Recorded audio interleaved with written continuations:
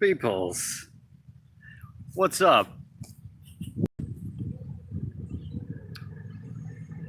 Those who haven't joined in earlier, I was streaming before, and I was in the dunes in Uruguay, close to Brazil, but reception was bad. We got 4Gs here. 4Gs, baby. But reception is not high. Now it's full again. Let me know how the image quality is. So I have to lessen the promise of nice landscapes, beautiful beaches. And you might think, well, Pedro, there's a beautiful forest behind you. No, not really. I'm just pretty much here at a gas station. Most mundane place where we can hang out and have a live stream. I went to the Brazilian Barra de Chuí, and there's just no good connection on the coast. So I went back to Chuí. We're back in Chuí. There's the border customs house where I was earlier. This day has gotten completely away from me, but we're here now. That's cool. Whatever works, this works best. Is everything okay? Everything is okay. I just promised you guys the beach. You guys enjoy the pixelated beach? Potato beach? With the... There's no wind here either. And no sand that gets everywhere.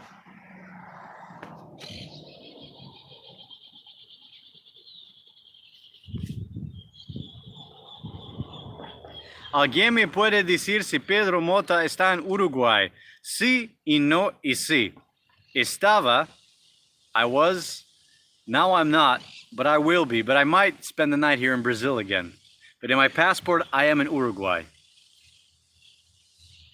Come to Malaysia. A bit tied up here, but who knows, man. 4 pixels to 4K, I hope not. We're gonna run out of data real fast. Dump it out of your boots. Yeah, look at this. Oh, look at that. Nice square. I can make sandcastles with this. Yikes. Alp's just chilling next to me, though. That's a good thing. Hey? That should have been in the title. Just me and Alp chilling with you guys. Now I just washed her and I got her sandy again. But not salty.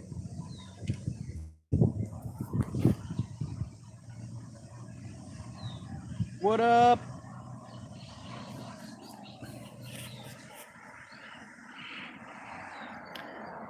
$125cc. Snowy McGuire. Good to see you back, mate. What's your drink of choice today?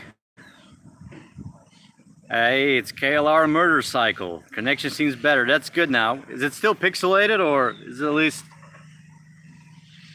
By the way, KLR motorcycle has ruined my perception of KLRs. Ever since I came across your username in the comments, every time I now see a KLR, my head goes KLR motorcycle.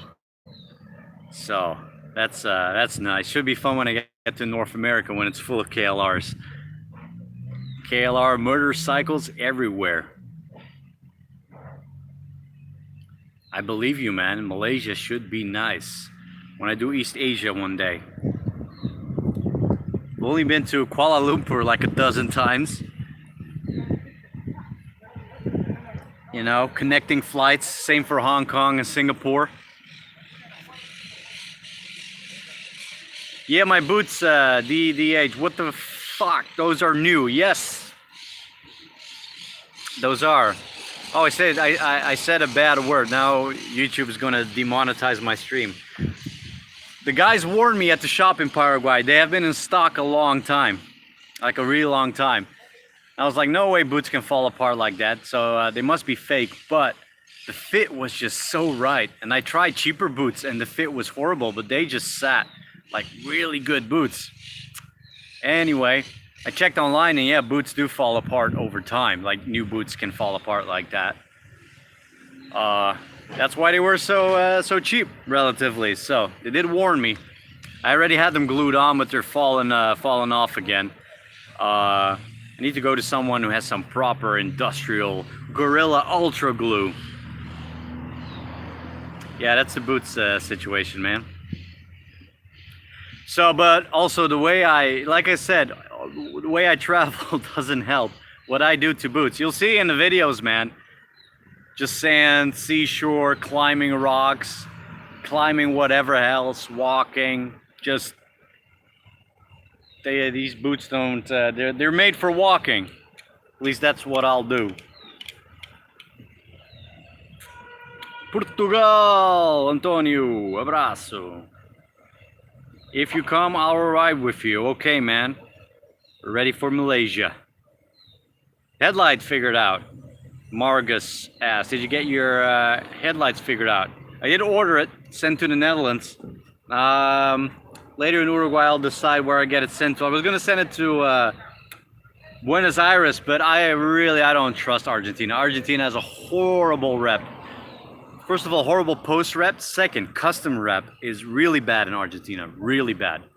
So customs is gonna hog it potentially for I don't know how long.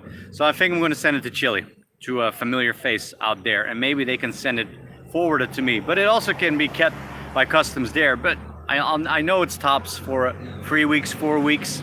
If it does happen, hopefully they'll be so kind to pick it up at the post office for me and pay. Then I'll have to pay a little import tax, and then from Chile I can have it sent down there, down to Patagonia. We'll see, man. We'll see. But something is in the works. But that's the thing, where are you going to be? How long is it going to take? Can you guess how long it's going to take to get there, etc.? This is the kind of stuff that gets held up at customs, so you don't know what happens. Felipe Sampaio. Pedro, sou seu fã. Obrigado, pá. William Wallace. Hey, Pedro. Hello, man. How's it going? Yeah, my finger keeps the chat is right next to the lens. How nice is that? Can I move the chat? No, I cannot. What's that? Top chat, live chat. What's this? Nope. Is the chain and sprocket situation okay now? Brian Marylat asks. Yes. So, I don't know if you've seen, I haven't made that video yet, but if you see my Instagram stories, you might have seen what happened. Someone contacted me on the day I was going to leave, said, hey Pedro, I saw your video in Porto Alegre, I got a Sprocket, you can have it, I can't sell it in Brazil. And it's a 48 teeth Sprocket, this one. And normally a 47 goes on there, so got a little bit more torque and a dirty finger. And the chain was too short from that chain job that we did after that little chain snap. I asked for them to cut it down to 118. Turns out they cut it down to 116 like the other one was. So just bought a new chain anyway. That's a bit tight.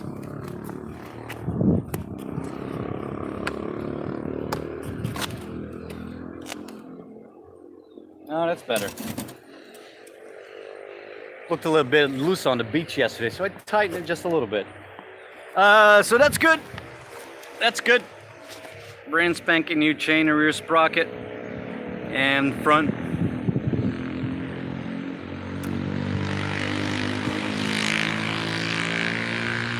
Pedro, can you use Staples gun on boots, but take foot out first? Too late, man. I'm stapled to my boots now.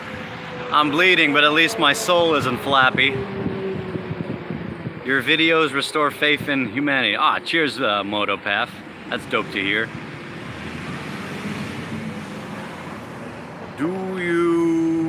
Manuel Gaspar Martins. Do you think you'll need to do any big engine maintenance in the near future? Well, at 150,000 during the Make Alp Grading M project, at 150,000 Ks we did a job. We did some work on the engine. Oversized pistons, oversized piston rings, new gudgeon pins, new cam chain.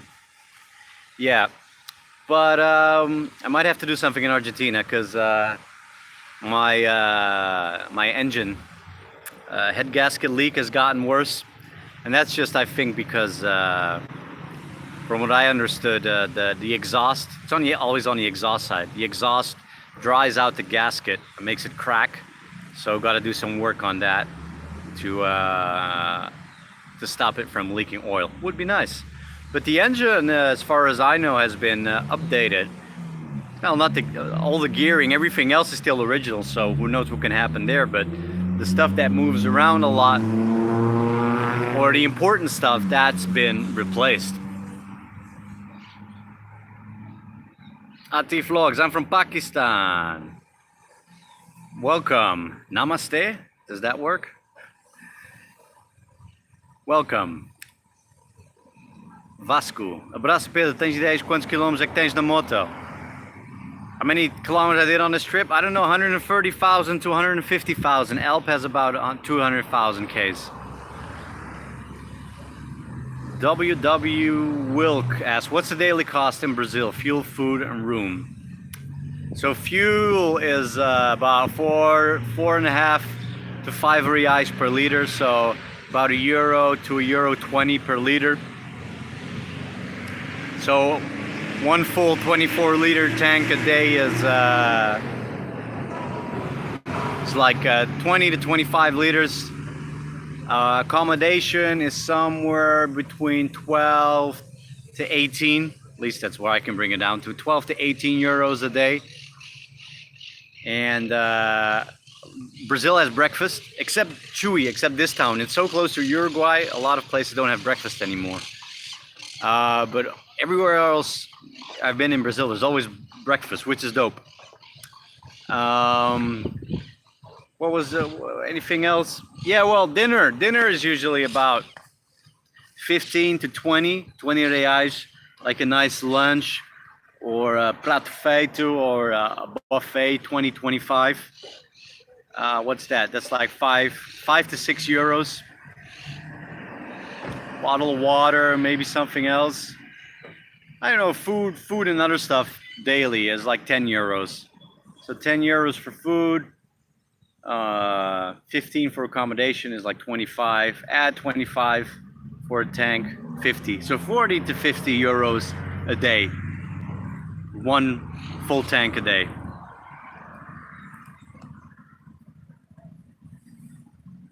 Let's see. Greetings from North Svenska. Hello, Lars.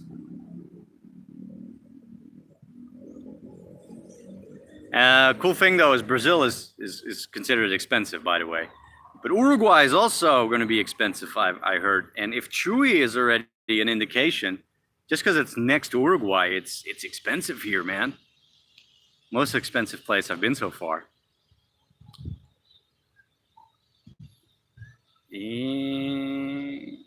Let's have a look. Super dat je nog onderweg bent. Mis je Nederland nog wel eens? Paul Groen. Nice that you're still on the road. Do you sometimes miss the Netherlands? Like I said before, just family and friends and doner kebab. Oh man, why did I say that? Why did I say that? Oh man. So that's it.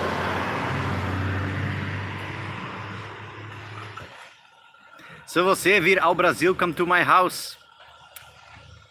I'm in Brazil, but your house could be 5,000 kilometers up north, but thanks anyway, man. Thanks. Obrigado. Mauricio Rodriguez. Te espero en Argentina. Sos siempre más que bienvenido. Gracias, amigo. Elvis Knievel. Hello from Glasgow, Scotland. Good things happening in football for Scotland, I've seen. Lars Anderson, best worst place. As in the best, worst place, or in just like the best place? Best place. Just the best place for me in Alp to ride. Mongolia, Central Asia, Northern Chile, Southwest Mongolia, Southwest Bolivia, Altiplano. Dope countries overall: Iran, Iraq, Japan, Brazil. Yeah, each country has a certain quality to it. It's a tough one. Worst place. Worst place has always been coming over the Alps in Veneto province in Italy, where the province where Venice sits, on this horrible road. It was a horrible road where you had to go 50, 60, 50, 60, 50, 60. With a lot of traffic. That always stuck with me, and it was right at the beginning of the trip. Also the road at night to Ubatuba with all the traffic. Also 30, 40, 50, 30, 40, 50, 60, 50. And a lot of fine lights and a lot of traffic. Whenever it's slow, dense, horrible traffic, that's the worst. Let's have a look-see.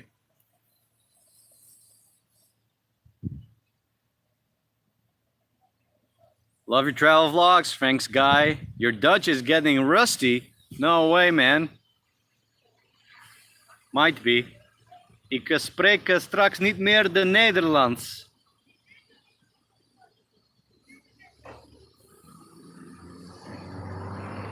Evandro Viana. Thanks, man, for the dono. Very nice. Thanks for the support, man. If you're enjoying the channel. Motopath, also thanks for your support. Feel free to ask a question.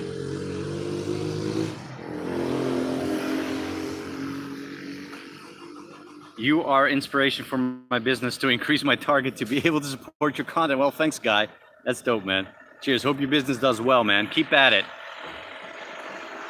Keep at the grind, man. Make it happen. And you got something that's yours. And as long as you keep doing it right, nobody can take that away from you. I'm just trying to get a position for the phone. Might have to hook it up to the battery at some point. But yeah, you know, it's one of those things. People say, oh, you're on the road, living the dream, man.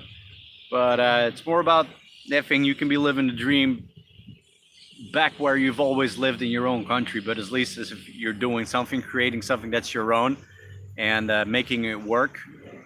And that's living the dream too, man. If you manage to create something that's your own, that you're good at, nobody can take that away from you.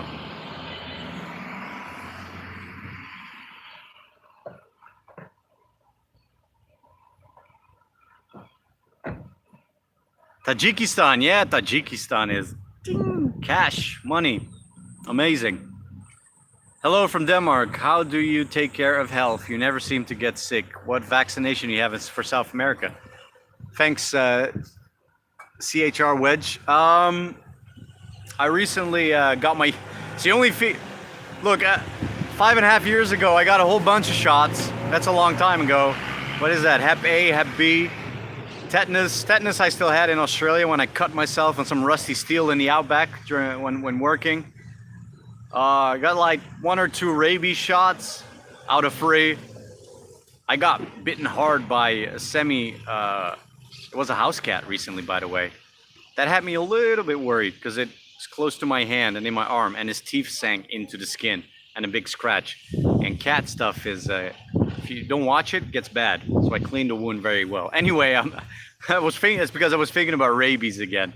That's the only time I really got bitten into the skin by an animal. But it was a house cat that lived on the streets. Yeah, so I didn't have any shots for like 5.5 years. But recently, while I was in Brazil, eu aproveitei. What's that? What's that in English? Eu aproveitei. I made use of the situation that is, they give free shots, free yellow fever shots here at the health centers. And I actually got myself a Brazilian CPF, so we got that done. That's the only thing I've gotten recently is yellow fever shot. But still waiting for that coronavirus shot, man. Let's see.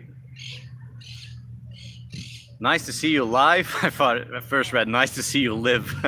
It's like, I know I do some shenanigans sometimes, but you don't have to worry that much. No, I understand, GP. Greetings from the Netherlands and have a good trip. Dankjewel, man. Mooi dat je kijkt. Edward Kubiak asks, how many languages do you speak, Pedro? 3, I would say 3. Dutch, English, Portuguese. Portuguese was good to brush up on that because it was very rough. But now I don't know if I learned more Brazilian than I did Portuguese, but it was good. And then some peripheral languages, some handy Spanish, Portuñol, a little bit of French, German word here and there. 999 muss das sein.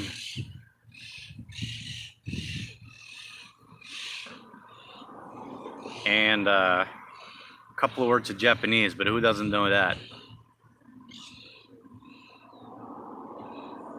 Let's see. How old are you, Pedro? Sky Pirate 94 asks. 33.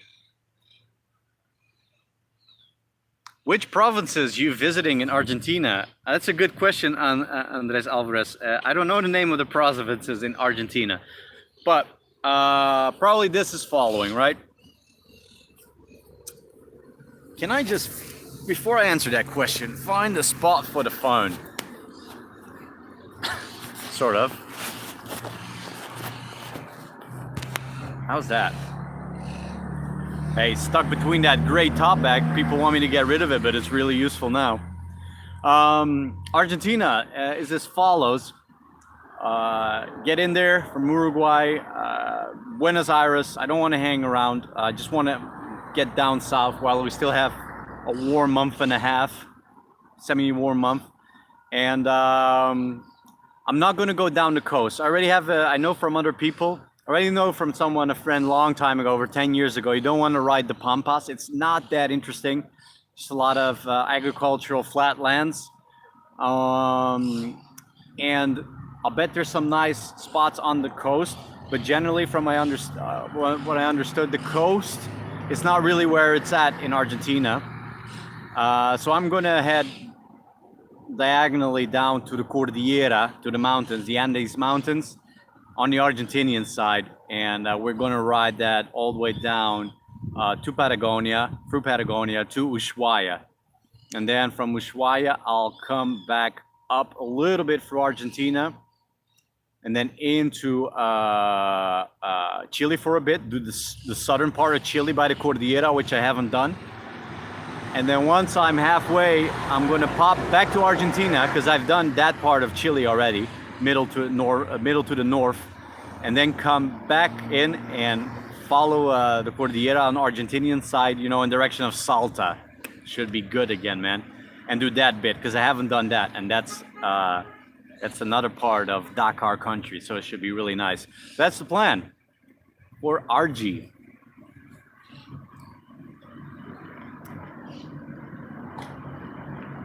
Stop stroking me.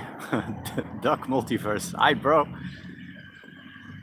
Am I missing? I'm missing. I don't get any notification for support messages.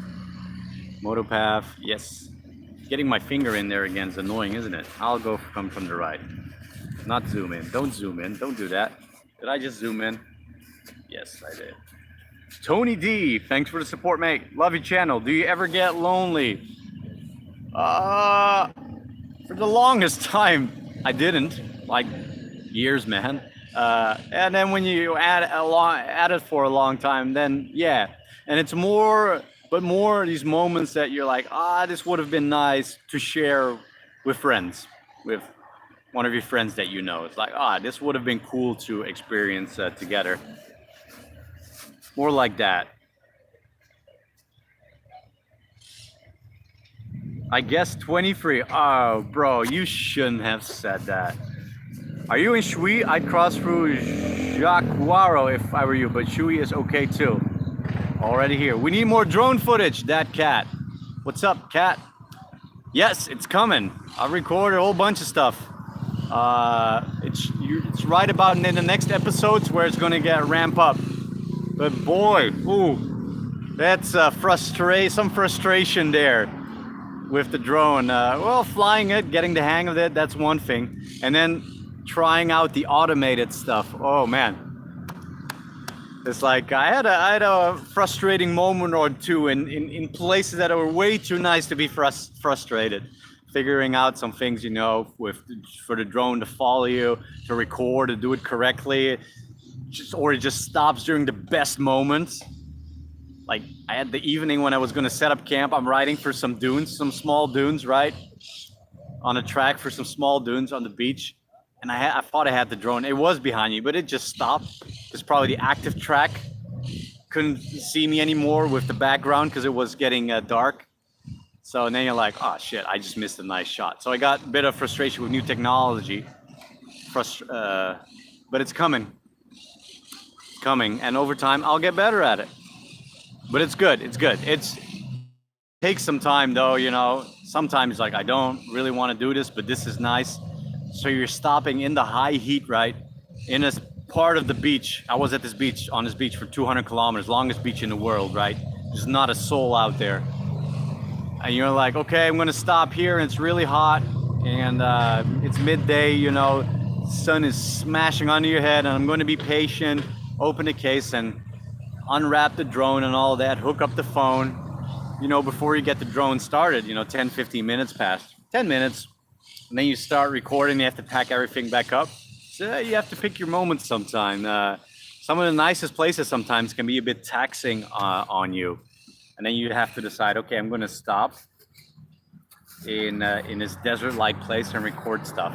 But I recorded some nice stuff there. Is it still zoomed in or not? Somebody asked how you stay hydrated. Hydro homies. I'm gonna show you.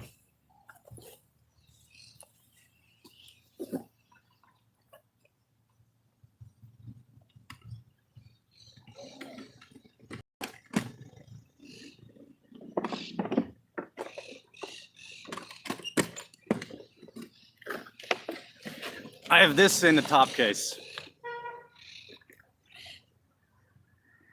And I refill it or buy a new one depending what situation is. Also depends on how much I have, water bottles I have, depends on where I'm going. Usually I have about one or two, actually two, but it's been pretty straightforward in Brazil. But when I went to the beach, 200 kilometers on a beach with rough patches,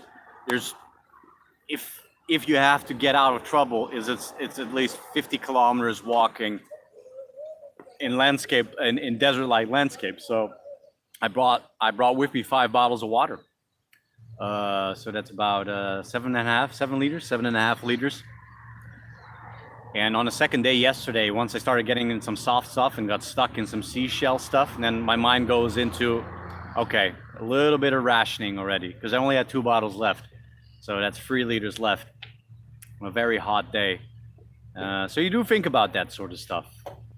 That's always on your mind. So you got to be careful with your water. I've done some stuff in the past and I didn't have enough water on me looking back.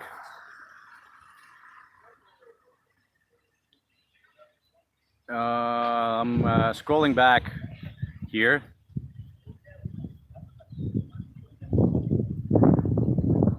Biggest mistake people make in life is not trying to make a living at doing what they most enjoy. Live the life you love. That's true. And then if you could make it work for you, and that's the dream. It's GP 1964. True.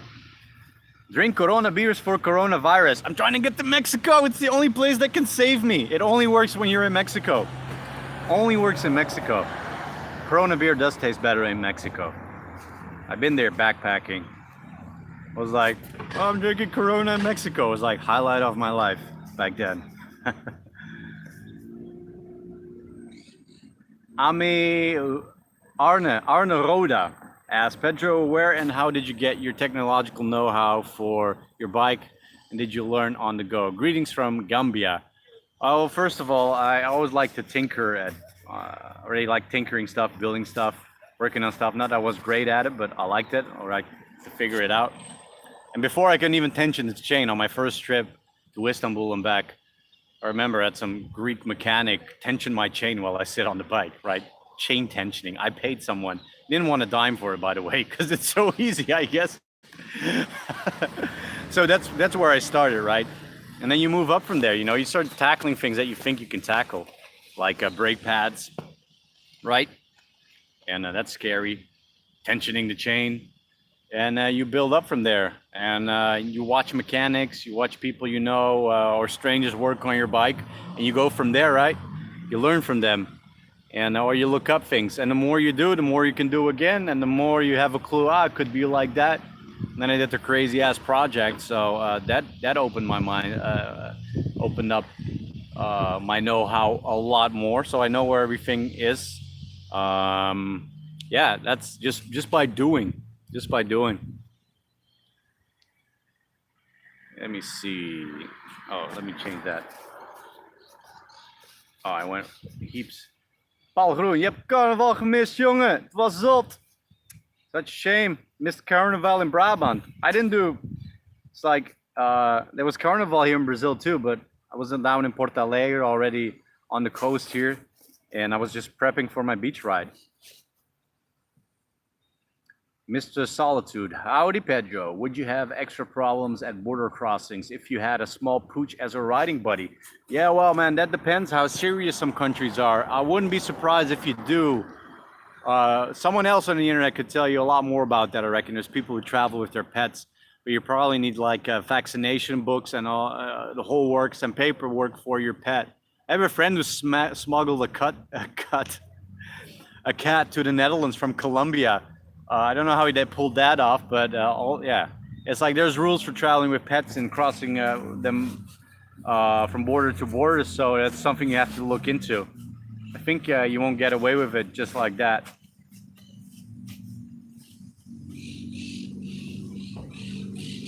Nice routes. Drive careful and be safe. Keep up your good work. Thanks, Lars. Dale Newman, great channel, Pedro. Goed bezig. Dankjewel, man. Philip Nyland, going tubeless. Not yet, man. Not yet. If I ever go tubeless, I want to do a proper job. I don't want to do like one of those do-it-yourself jobs. I want to do something right? And yeah, that's something that could happen one day. Just I don't know how it works though. If you have slow leaks with, do you have slow leaks when it's just the tire? I don't know. But also how I see how tires crack up. Just I don't know, man. Sometimes I wonder if a tube doesn't offer just a little bit extra protection against a leak. I might be completely wrong on that. In that regard.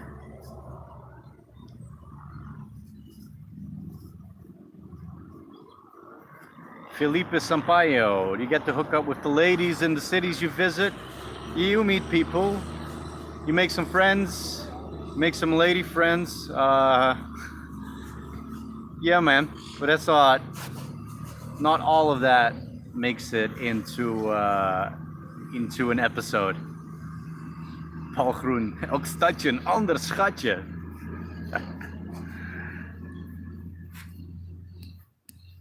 Olivier, Colin, new to your channel. I really like it, and you actually got me to start prepping a wider range of trips. Thank you. That's cool, man. Be thinking about what you can do out there, man. Go do it. Just realized I haven't had lunch today whatsoever, so I'm getting a bit slow. It's that I'm just looking at my eyes. I've just been catching all this sun again and I haven't been eating. You can read that in the face. It's very hot. Hello, Pedro Bike. Hello, Luis.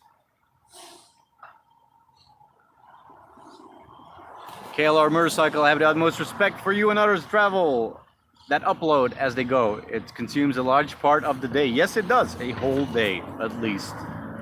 That's right.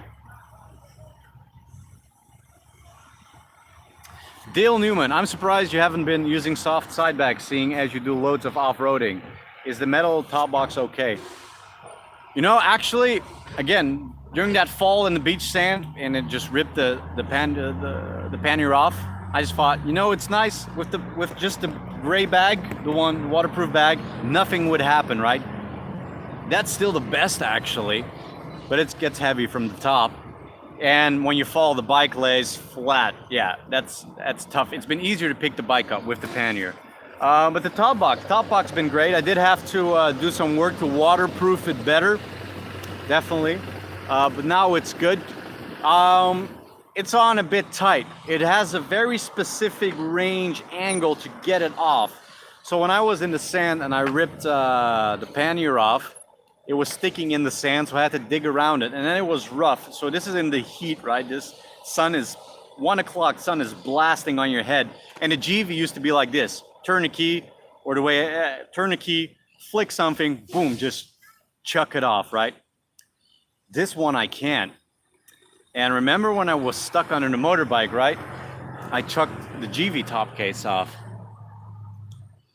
That's something that I won't be able to do with this top case. So that's a bit on my mind now. I thought about that, but then when I was lying in the sand, I definitely confirmed it's not as easy to take off. So it's a great top case. Of course, I'm just thinking in terms of when it goes wrong. Yeah, need to think about that. Keep that in mind. Other than that, great top case. Nice and big. Guy 8700. Thanks for the support, man. Here is a beer for you. What is your favorite and why? Thank you for the content that keeps us YouTube travelers happy. One day, man. Make it happen. Favorite beer? I don't really have favorite beer, but what I can say is, like, I've gotten over Pilsner, so I don't drink as much anymore, and definitely I don't drink as much beer anymore nowadays. So in Brazil, they're drinking a lot of beer, like Chop, and it's really weak beer. So some were like, you don't drink a lot, do you? No, not really.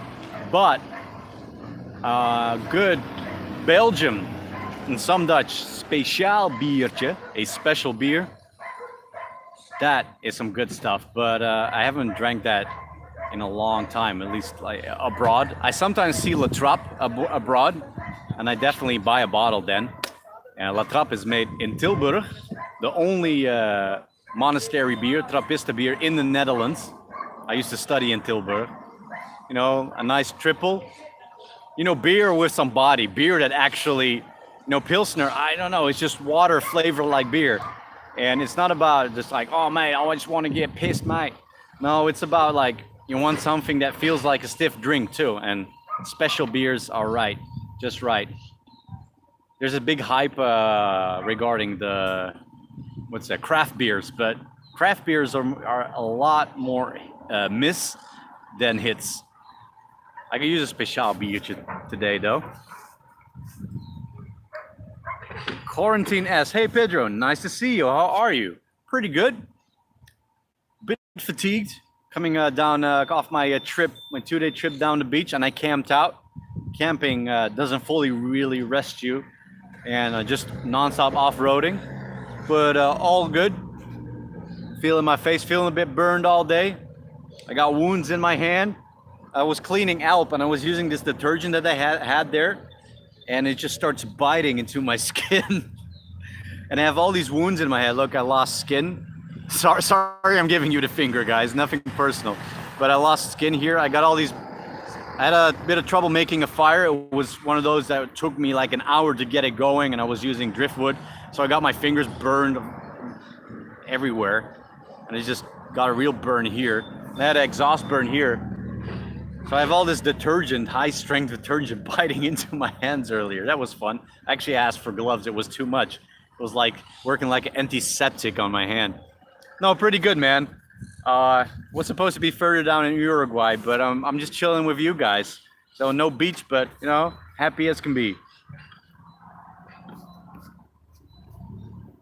Let's see.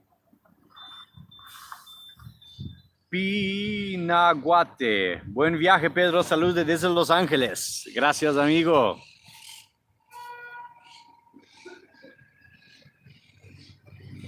Special Football 17. I want to be YouTuber and share my experience to the people because when I watch your videos, I really motivated to do the same, especially moto. Yeah, man, just start getting out there. Think about ideas. Just start making videos for no one, actually, just for yourself to understand the process. I would recommend to get onto YouTube with make a few videos that you don't upload and just hone the craft a little bit before you start so you can hit the ground running better. Also, then you know what works and not in a video and how to record a video and how it relates to, oh, this would look better if I were recorded like that. Because once you work on a video on a timeline, then you start to think ahead, oh, next time I should get a shot like this, or you really think about the footage. But don't wait too long, just a few, and then just start making videos and uploading, man.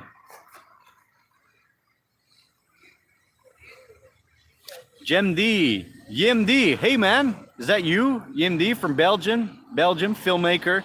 Question, where do you get your front fairing? Yeah, from through ruggedroads.uk. And the fairing is from Buono, Italy, company in Italy. Respect to Rugged Roads years ago when I was working on a project to help me out, sending it. That made it financially more convenient for me. So they were really dope. So I recommend them. I actually might buy their rally light headlight protection off them, that plexiglass protection. Have it sent to Chile. Good to see you, JMD. We communicated a couple of times a while back already. Way to go. Yep, you are doing it. And to be honest, I did it too. Put money second, take a chance, and live your dream life. Cheers, Wayne. That's it, man. That was my attitude. But I tell you this, back then I had the attitude of like, I want to do something different, something else with my life, and it was just chewing in my head, you know, something is not right. I got to do something because this is what I want to do when I was in uni, especially. And I just went out there. But along the way, I figured out like you don't have to be as drastic as this. As long as you decide for yourself, okay, I'm going to go into this completely different direction to pull away from whatever is standard, whatever is, you know, the standard way, because you feel in a way like this, I have to do it differently. I have to do something else. And for me, just a big reason is I wanted to own my experience, to own myself and the things that I do. And I was telling you early, you know, you don't have to go do it as drastic as I did. For me, this was like escape philosophy, just to get away. And then you still have to figure things out again. But just you can make that life back at home. But you got to think about things more consciously, and try to get things going in the direction that you want it to go. And that takes effort.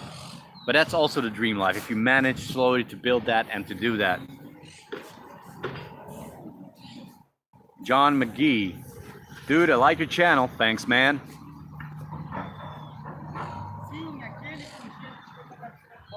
Sky Pirate, you ever think about getting in contact with Itchy Boots? Really appreciate your content, by the way. Safe travels. Not really, man. People mention a lot in the comments and in the streams. But I'm just on my way down, man. That's what I'm doing. Paul Groen, nou veel plezier en kijk naar... Oh, Jezus. Paul Groen, nou veel plezier. I can't speak Dutch anymore. Kan niet meer. Paul Groen, nou veel plezier en ik kijk uit naar je filmpjes. Thanks, Paul. That means you're going to bed. It must be like, what, midnight out there? Wel trusten.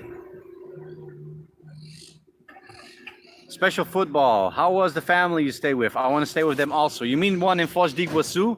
They have an Airbnb, man. So send me a message on Facebook. I'll send you a link. That would be cool, man, if you end up there too. Ever thought of changing Alp, as in a different motorcycle? Because Alp has substantially been changed. First get to North America, we'll see from there. But as my riding evolved and what I want out of riding, which is just more and more gnarly off-road, I push Alp a lot, and there's certainly limitations, and I go beyond them sometimes. And I know there's bike out there that would make my experience even more with more unlimited. How does that work? Would make my experience unlimited, more unlimited, with lesser effort. Because when I go off road, and I had that again in the beach, like it does cost me some effort sometimes to get Alp through some stuff. But you know, she chugs along. Her reliability is unrivaled. But then again, at the end of the beach, I saw a guy, and he had was pushing 50, and he was on a big KTM, like 990, I'm not sure.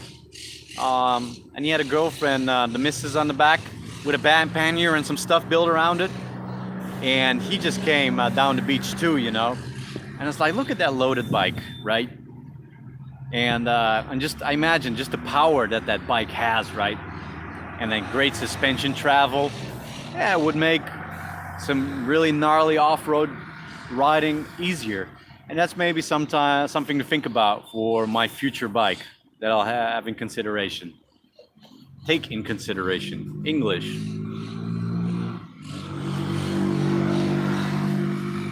Let me see. Wait, I'll take my finger out of the way.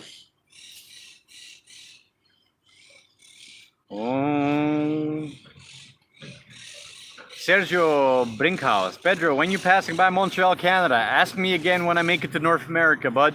But I'll get there eventually. I promised my godmother years ago. I don't promise anything anymore. But I'll get there. Whoa, scrolling up. There's a lot of messages. That's dope, guys. Nice that we got this going out here by the beautiful, beautiful gas station. Okay.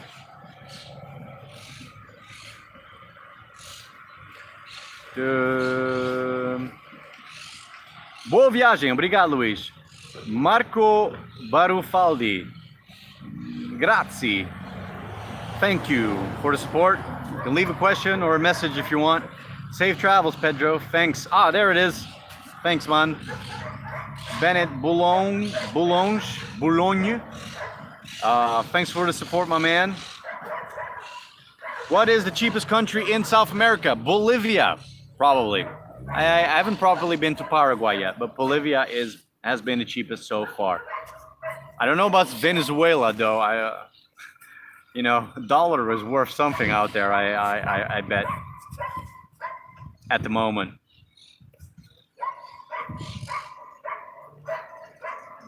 Hi Pedro, can you tell how often Alp has serious dangerous engine defect? Never.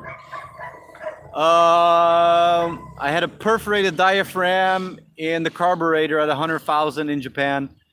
I had 110,000. I had the regulator alternator crap out, which fried my battery and then fried one of my computers, the ECUs, the notorious CDI units. And the radiator leak at the same time. So that's about it. Pedro, what's your dream bike?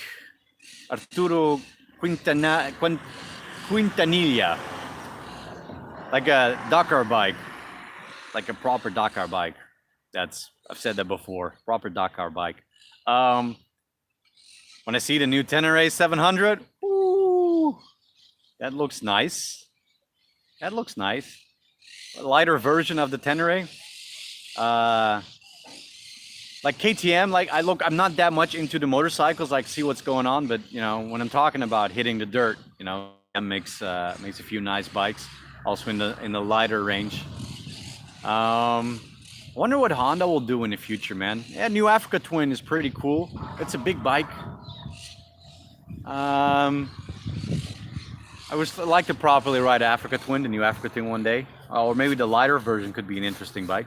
And who knows what they'll make for the Transalp one day.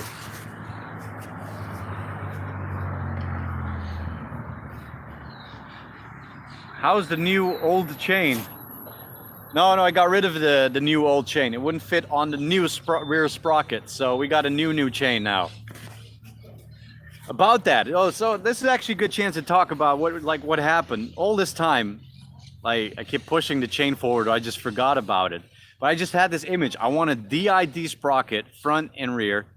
No, I want a DID chain, right? 525, gold plated, and I want proper JT sprockets. And I got the JT sprocket from a board, but I still had to do the new one. The Brazilian eBay, Mercado Libre, you can't pay online with credit card. I just can't buy anything online, and that's where the affordable ones are. So that was never happening, and it took a while. And then I was going to do it at a store, but then I had in Sao Paulo, but then I had to leave to the border, and then it just got completely out of hand. That's how it all kind of happened. But I had this perfect image that I couldn't let go, and I didn't reevaluate that on time. It's like, why? Because yeah, the chain, a DID chain will last you the longest, but just get something, just make it work. But I stuck too long to this perfect image. But the funny thing is when you travel like this, it's like, oh, I got to top off on oil, don't forget. And then you're camping and you ride, oh, I got to top off on oil. And 2 days have passed, again, 3 days. And then sometimes it's like, dude, come on. Like 5-6 days pass, like you forgot to top off on oil or lube the chain. Sometimes he's like, okay, I got to do that, but you do another 400 kilometers. That's the thing that happens on a motorbike. It's like, before you know it, you add another 400 to 800 kilometers a day. So things, can get out of hand real quick if you don't watch it. When you're using older stuff or you've been forgetting to putting something off. It's like, oh yeah, I really got to do that. And then boom, another 500K, do that for 4 days and you've added 2,000 kilometers just like that.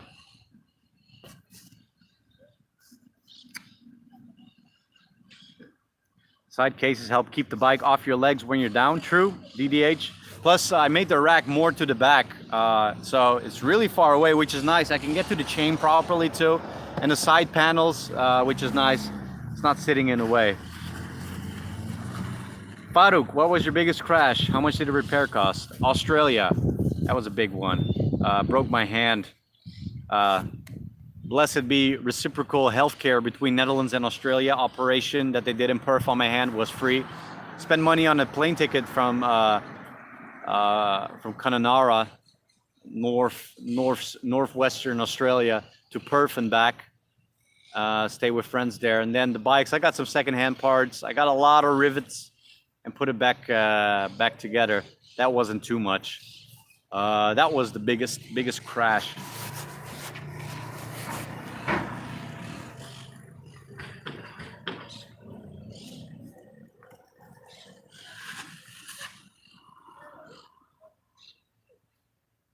Let's see. Whoa, I zoned out there for a second. Remember, you're live streaming, Pedro.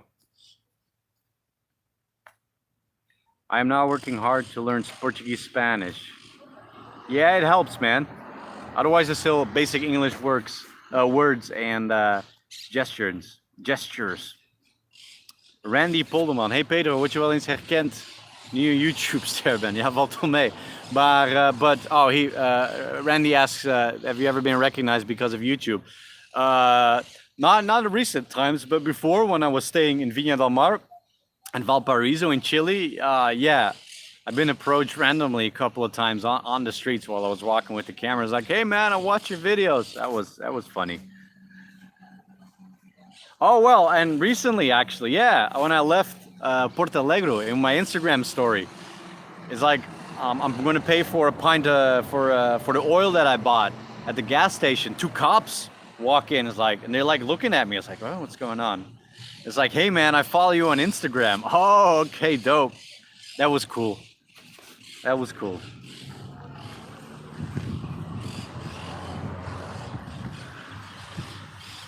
Yeah, it's me, YMD. If you ever need any tips regarding video or anything at all, just shoot me a message, dude. It would make me happy to do anything for you. Well, I had a lot. I've had ideas for 2 years, but it kind of sucks is that all these ideas that I have filmmaking ideas that would be really cool, and that would be like a cool thing to hook up on, right?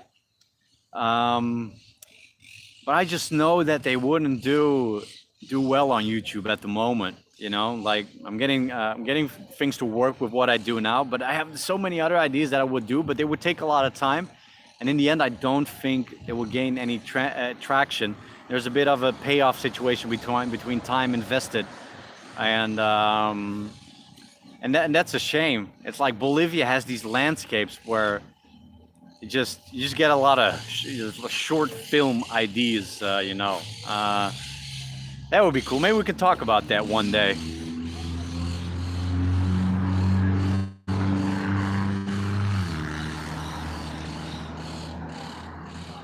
When will we go to Paraguay? On my way up.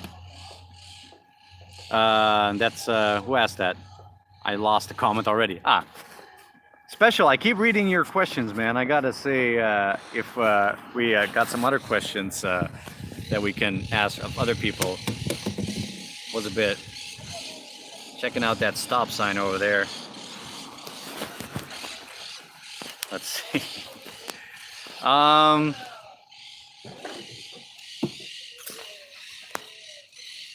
Let's have a look-see. What was the question again? Simon Stain. Did I miss any dono questions, support questions though? Oh, almost closed the stream.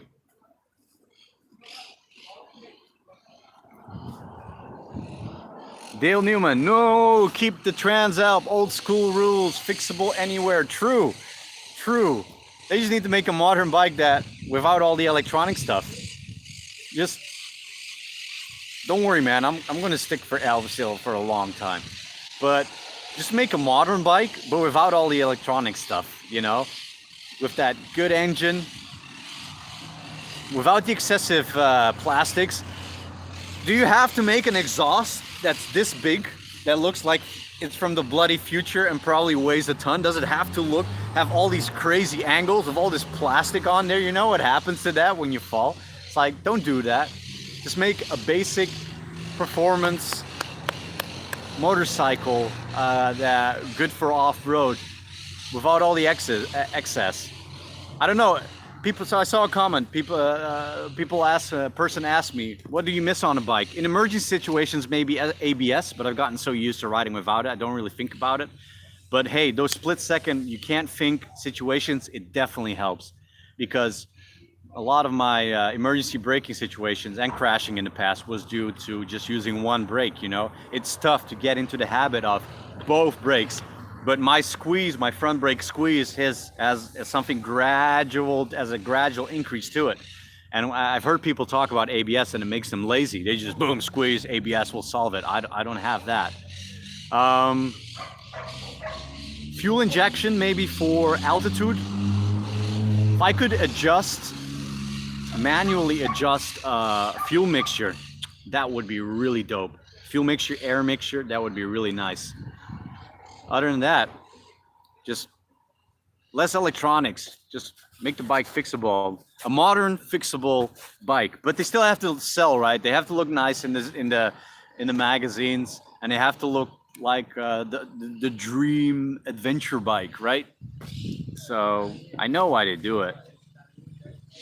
Put all that excessive plastic on there. It's all going to break.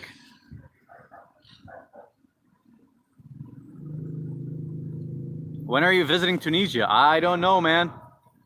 I've been one time, long time ago. Only country in Africa I've been to.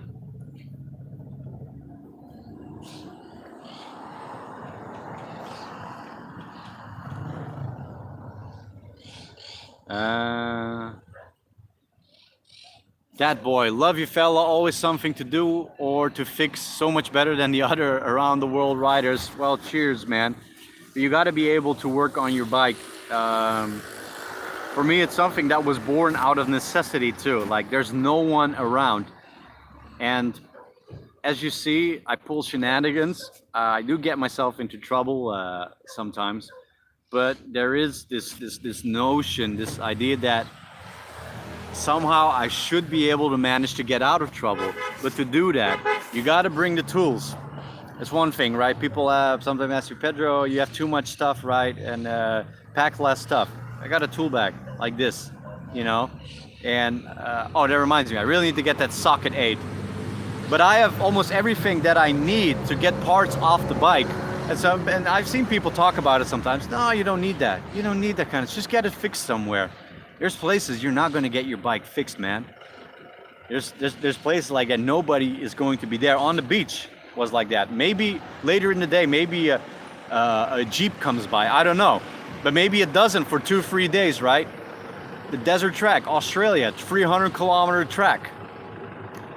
I was on a track like that the day before I had the bike catastrophically failed because my regulator alternator failed, right? What are you gonna do if it happened halfway there and nobody is on that track? So I bring a whole bag of tools, all that stuff, because you need to be able to solve that for yourself. It's my get out of jail card. You need to be able to change the tire, fix the tube, get the wheel off. It's all to get out of trouble when you get into it.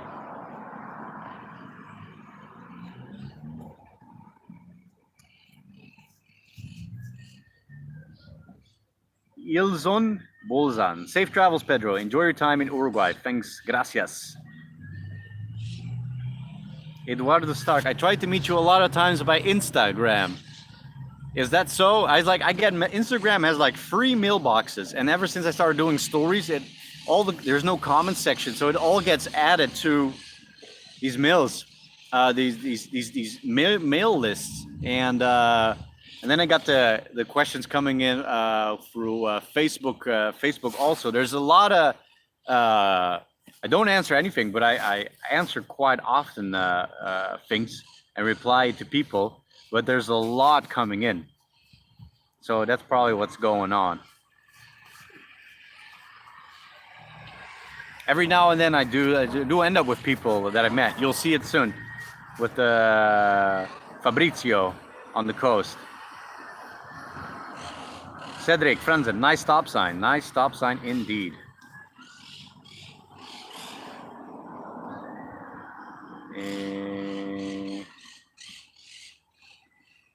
Plans for the future, Rodrigo Ono. Where are you heading after South America? Central America? North America? And then I'll see from there. Pedro, you've done a lot of miles at night in the rain recently. Any tips or tricks? That'll probably, the first thing I'll say, it probably depends on your motorcycle. Because I've had a lot of experience riding in the dark, right? But also during the day, when you've been on bad roads with Alp, you know when the asphalt's all lumpy because of the tire tracks, right? Well, I've hit those tracks, right? And you can feel the bike, but the bike's still going. You don't fall. When you hit those lumps, those tarmac lumps, boom, shock absorbs it, you know? So I have so much experience. It's not a guarantee, right? Maybe I've been lucky. It's not a guarantee, right? But I have so much experience from that with that during the day. And then at night, I've also had it happen. I hit a lump or hit that track and everything is good. My main thing is I've learned to not fear the dark as much. And then if you just do it, but like I said, Alp is good at absorbing that sort of thing. Low center of gravity too. Surprisingly, how a shock from 91 can take some of the energy, some of the impacts that it's taken. Absurd. That's why I can't even imagine how good modern forks are. A dream, probably. But just going out there in the dark and watch the speed in the corners, of course, and watch the target fixation in the corners. But there's not much I could say. In the rain, try to stay on that straight line, you know. Stay off the white stripes. Stay off the pit dexels, manholes. Man, what a name, manholes.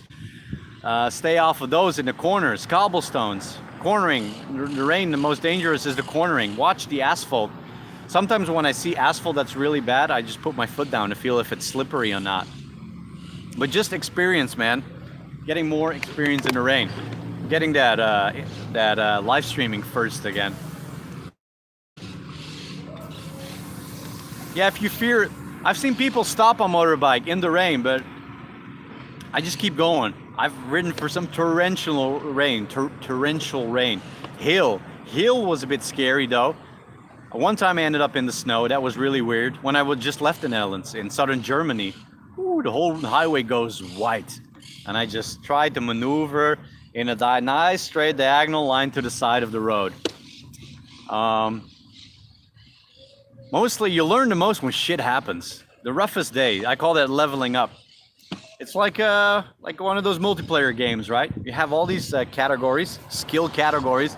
It's like there's not one motorbike skill, right? Oh, I'm good at motorbike riding. It's not just one thing.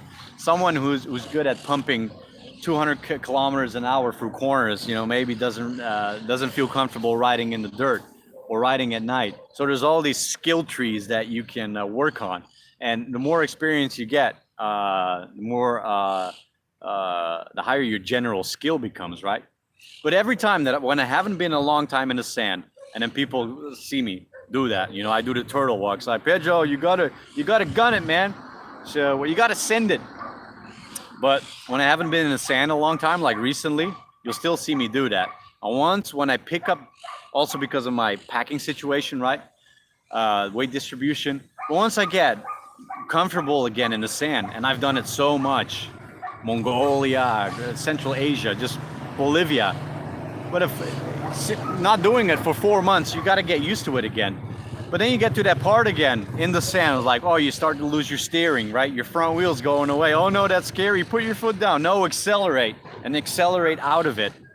You got to get that. Even if you know that already, sometimes you got to pick up, your skill tree got rusty, and you got to polish it again. And just do it. I've been on a long rant there, haven't I? There's probably a lot of questions I've been coming along. Nobody complained about the quality, so that's good. Olá, tudo bem? O quê? Pedro Mota? Sim, correto. Hugo, muito Olha, alguém estava a perguntar, há alguém que te conhece às vezes? Onde é que você conhece o stream? I follow you for YouTube. How long? 6 months. 6 months? If you come to Chile. When I arrived in Chile, yes. Yeah, when you come to Chile, Peru, Bolivia. Yeah? I follow you. That's cool, man. What's your name? You're right in the stream. I'm doing Hugo. Hugo. This is Hugo. Someone asked, do you ever get recognized? Here we are. Where are you from, Hugo? Aqui, I live here. And you speak brasileiro? Sim, eu falo brasileiro também. Fala brasileiro também. Pero soy uruguayo. Uruguayo?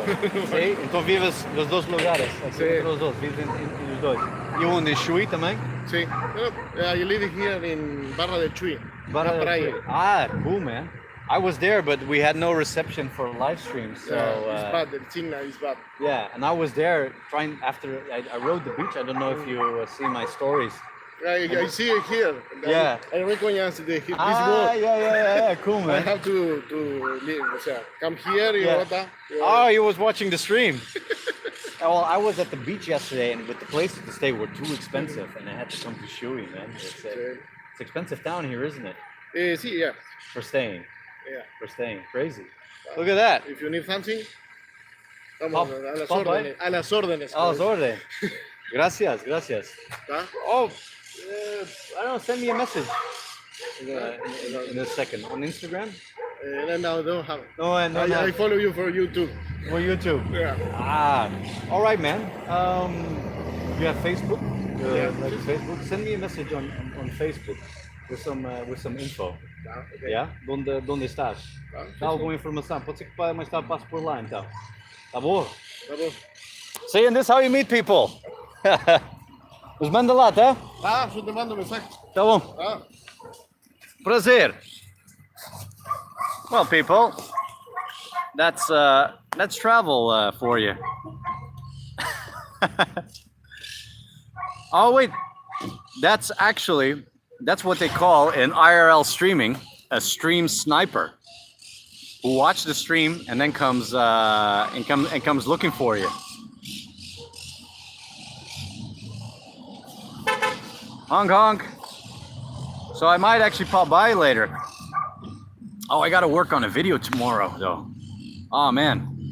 Maybe I'll post. I can't get the comment, by the way. What's going on? I was thinking out loud. I gotta make a video. I was trying to get it for Monday, but it's probably gonna be Tuesday because I actually want to get going. Alvar Hansetun, please come home to Europe now. We got coronavirus here now. Kidding, don't. Hey, we'll come here too, man. I'm gonna hide in Patagonia. I think pathogens don't like the cold, right? Or do they? I'm not sure. KLR motorcycle, your message has been retracted. I don't know what you said, man.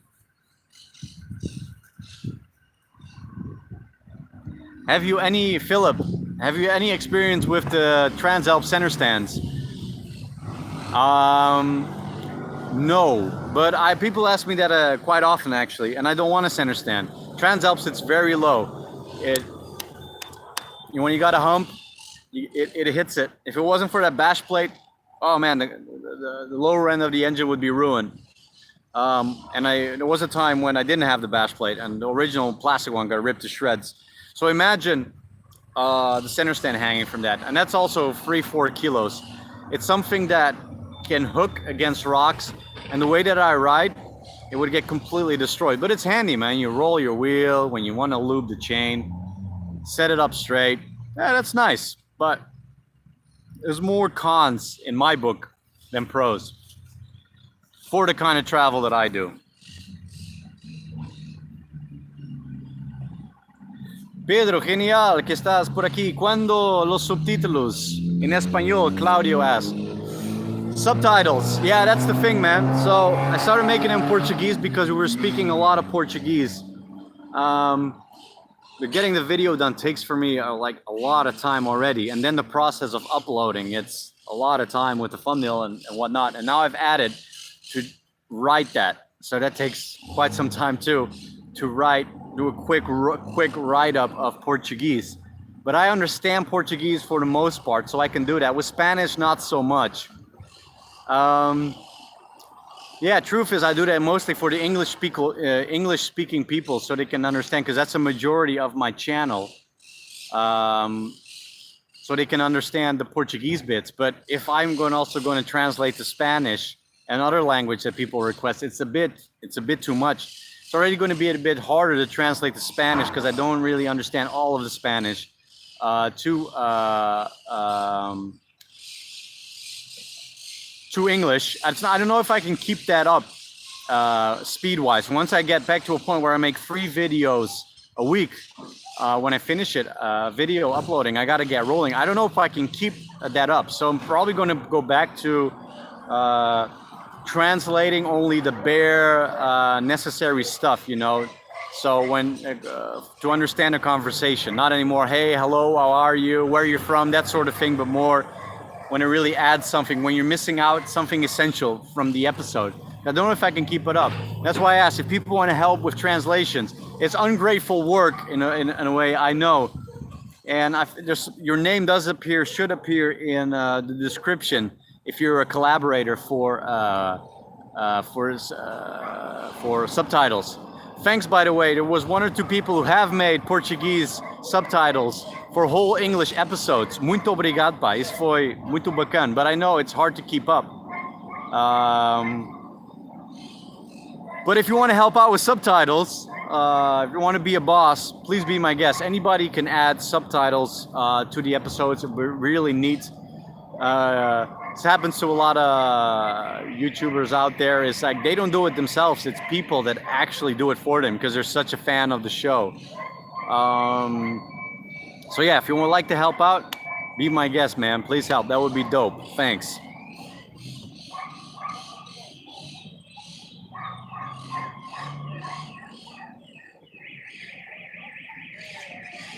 Why are you riding an old bike? Better ride a reliable bike like XR650. That's like they're cousins, man.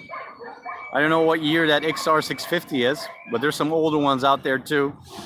And Alp is very reliable. And also when I'm going 100, I'm going like this. No vibrations, no name.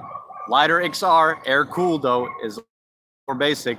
Classic bike, really dope ass bike. I had someone at Customs showing me his XR, the Uruguayan Customs guy. Yumoto, Honda, here. He showed me his XR. Nice bike too. But again, on the beach, off-road with Alp, doing 100. Whoa, really nice. See you, KLR Motorcycle.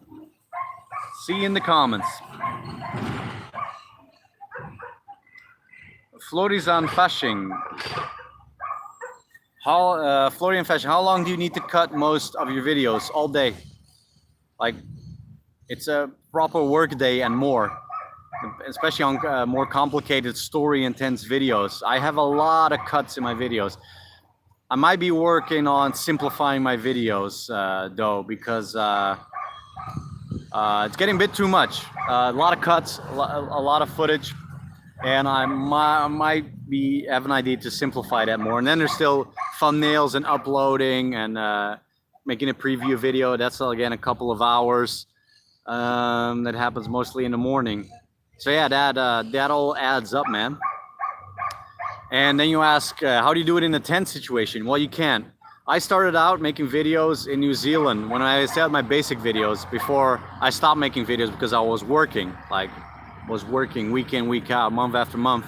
But before that, I started making the videos while I was in McDonald's or Burger King's or little cafes and tried to stay inside until 10, till they kicked me out. And then I would sit outside, 0 degrees, still working on a video with the battery left, and try to upload it while I was still hooked up to their Wi-Fi, but from outside, and upload a video like that. And then I would camp out. But you know, I did that, and I know actually how hard it is to keep that up. Just to edit in random places, I've done that. And it's tough, so that's why you can't really do it. So that's why also one of the reasons I camp less. And it was cool to camp out on the beach again. So I gotta pick my days that I can get to a camp spot, because when you want to edit, it's best when you have a quiet place, quiet hotel. Even when I'm a guest, a guest in someone's house, it's harder to edit because I call it autism mode. You know, you don't see me all day. Then when I come out, I have to leave again. It's like, oh, sorry. Would love to socialize, but I'm going to get back to the video. And then in the evening, oh, you're done? How nice to see you. No, I still got to keep going. So kind of sucks. That's what I say.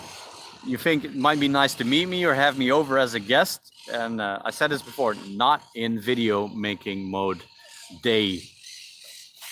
It keeps us busy. Where's the comments?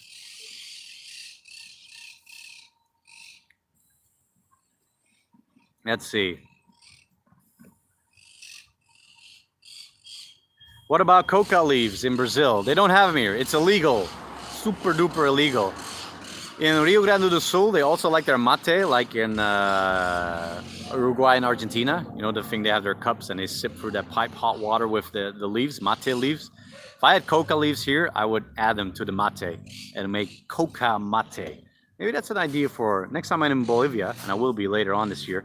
Again, I'll try make. I made coca tea. I'm gonna try and make coca mate.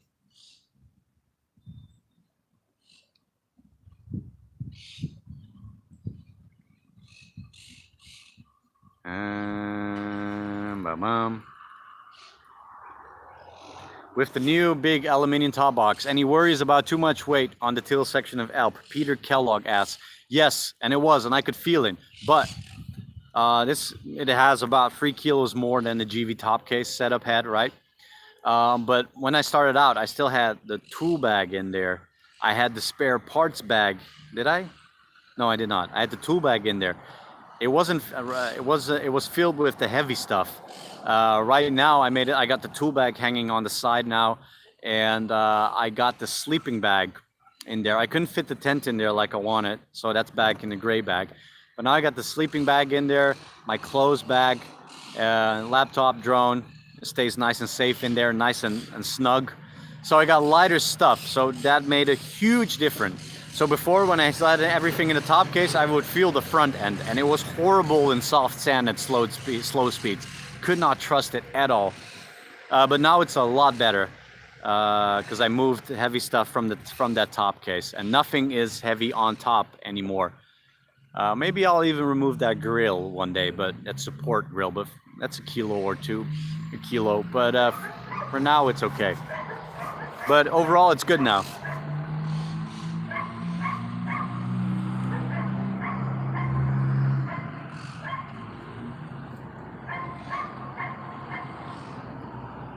Let's see, that boy. Best thing about Alps, you stripped and rebuilt it so you know your way around it. Keep going, Pedro, from Daniel, England. That's right, man. As long as it's not in the engine, I know how to get to places. Not always fun to get to places.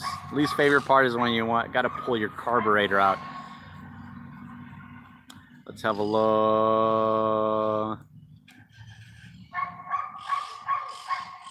Let's have a look. We should come back to Brazil. I'm still in Brazil, Rodrigo. Still in Brazil. Your favorite food in Brazil? Blue Fire asks.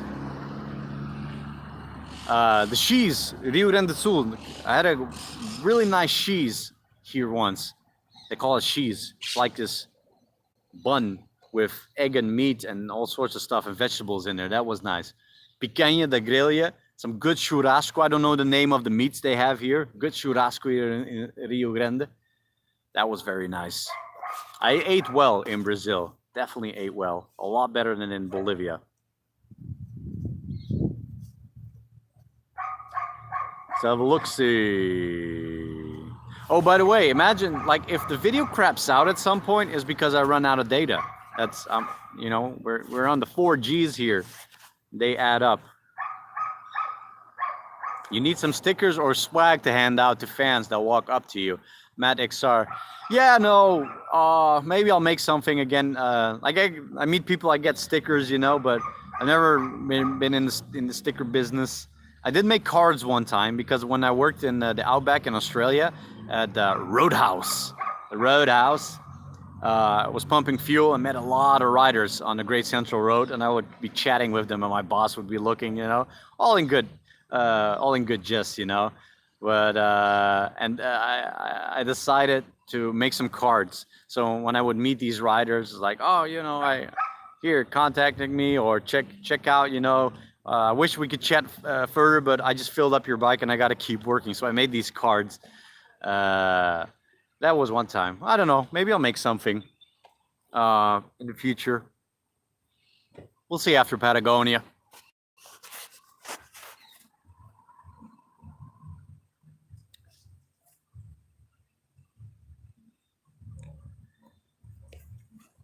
And when are you sub RB ADV? When are you going to build your own trails again? Those were epic episodes. Yeah, they were high intensity episodes, and there was also some off-camera suffering involved there. The episode on the beach is going to be something. That's going to be wild. There's no road. It's just a sand beach, and you just follow the beach for 200 kilometers. You're going to like that episode. So it's my way for compensating for my lack of off-roading in Brazil, unfortunately. Peter Kjarulf, or would it be Peter Kjarulf? Thanks for the support, man. Hey, Pedro, thanks for sharing your journey. Can you tell some pros and cons traveling long journeys on lighter bikes like a DR 350 and heavier bikes? Many good, better weather be with you. Cons of lighter bikes. Can go too fast depending on what bike you had, but you know, I traveled China and Vietnam. China 150cc, Vietnam 110, but not crazy distances. I did about 3,000 kilometers in China on a 125cc. It was just good for on the road, doing about 70-80 tops, no more. You miss the speed maybe sometimes you get places. They're nice and light though, definitely. Pretty basic, easy to fix. Anybody can do that. Maybe not as strong to carry stuff, depending on what you want to bring along. But they can glide through the mud. But you might miss some serious power when you get to altitude 4,000 meters and your horsepower is cut in half, basically. Might be lacking some there. Pros of the bigger bike. I don't know, speed, power, heavy though. Off-road can carry a lot more. Maybe more complicated bikes though. That's a con in my book. Technologically complicated bikes. Heaviness. Man, even Alp, you know, like when I'm out there, I know I have all this stuff, but even on a lighter bike, if I would have a lighter bike, it could save me 30 kilos. That would be nice. There's a middle. The middle is the holy grail, man. The middle in weight and power. Ooh, I'm thirsty as, man. And hungry. What do I got canned tuna in there, that's all. Let's have a look-see.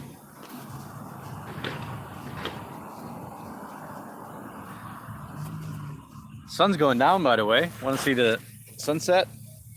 Oh. There it is. Gotta get off my ass for a second. Hey, this is dope about the phone, right? That we can live stream like this. There's a whole lot of pros to getting this phone. Was first of all to be able to fly the drone, but then I got the Plus of Motorola because it was on sale. It was only a little bit more expensive because it had the 4K camera and proper pictures, and now I can make pictures on the fly for Instagram, so that's cool, and a proper live stream. So I'm happy, very happy with this. Gotta do a walk. Who wants to see the gas station? Look at that. Beautiful Shell station. Hey, Shell, Nederland. We got a roundabout over there, showing you the most beautiful place in Brazil. And we gotta get Alp. It's Alp time again. Let's get with their hurtful eye. Stay well. I hope this one doesn't break though for now. Put some tape over this, some scotch, cello tape. The Alp was a champ again the last couple of days, man. Insane. It's just brilliant what you can do on a bike like this. So when people ask me, yeah, to get back to a question, so modern bikes and what would you get is that the stuff that I do with Alp off-road, like I imagine how much smoother it maybe it could be with a modern bike, you know, and how further I can push it, because I made it look like a rally bike, right? But the engine, it's not a rally engine, nothing like that. It's more a tractor, a smooth tractor. So Alp doesn't have that insane lower torque. I saw that dude on his KTM and was making the sound pop, pop, pop, pop, pop, pop, pop, pop, you know, good exhaust on there. But I just know the power that he has, that bike has to get out of trouble. That's nice. That's nice. When I give the throttle to Alp, there's a limit. But still, what you can do, it still amazes me. And just puts a smile on my face. And it was coming down that beach was definitely one of those smiley times again. Sometimes I can't believe what she's capable of. That's cool. Let's sit like this so we get Alp. Oh, then I gotta hold my phone. I can do that for her. Alp is part of the family, that's right. Africa Twin, Dave Andrews. Which one? The older one? You're still on a bit on the heavier side though. The older ones. You know, it's the only bike. It's like, which one could have gotten in the past? If I had to choose, would have probably been the older Africa Twin. RD05, you know? But the only downside, I think, is that it has the fuel pump. The fuel pump that fails, it's fixable. I now also have a fuel pump, but it's optional. I only need fuel pump for the last 5 liters, so I don't like the fuel pump. It's something that can break. Good things about the Africa Twin, Dave. Definitely.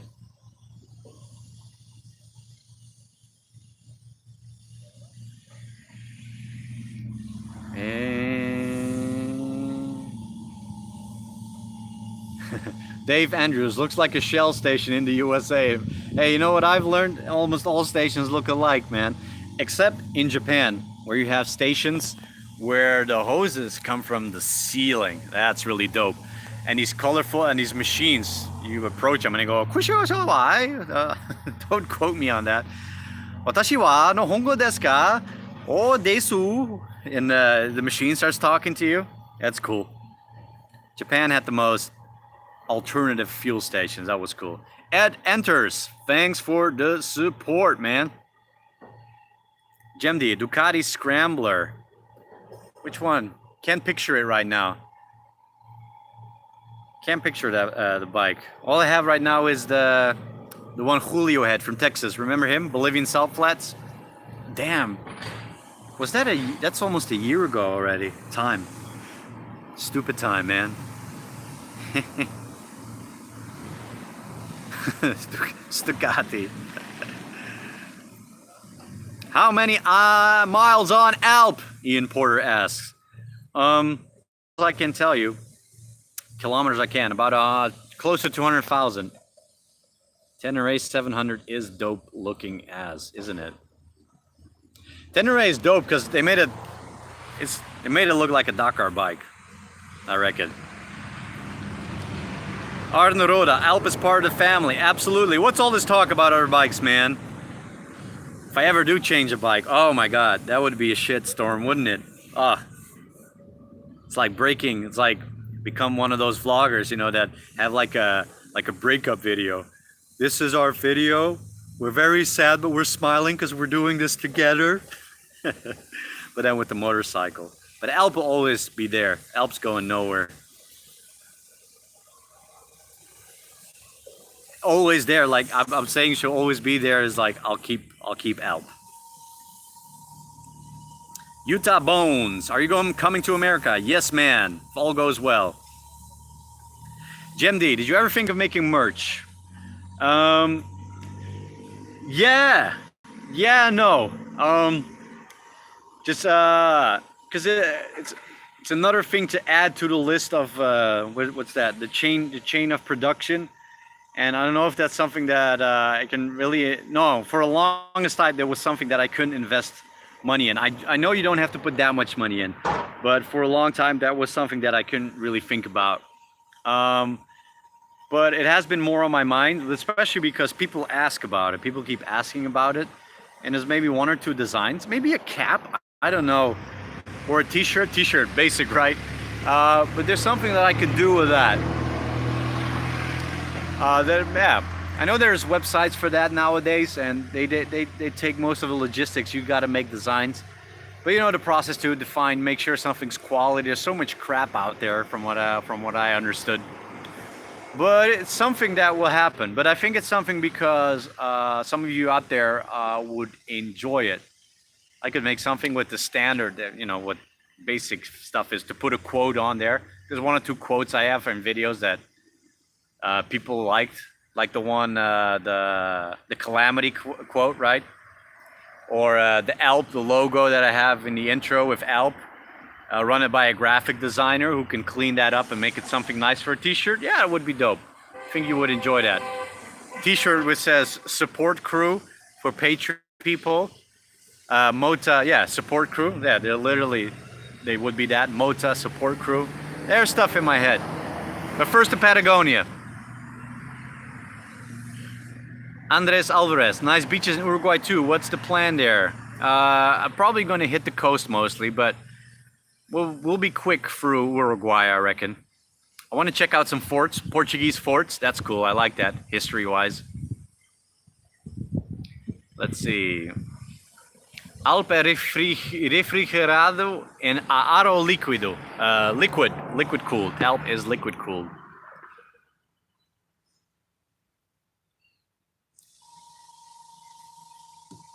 Very thirsty. Sometimes I just notice I zoned out again while I'm scrolling comments. Very thirsty.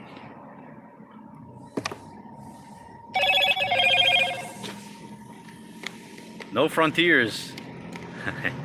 Someone is sending me a message. Hold up. Gotta have my do you vape, bro moment.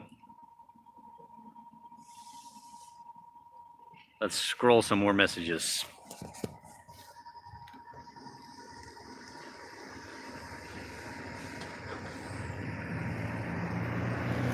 Sorry folks, bit of a slow moment. Getting pretty hungry.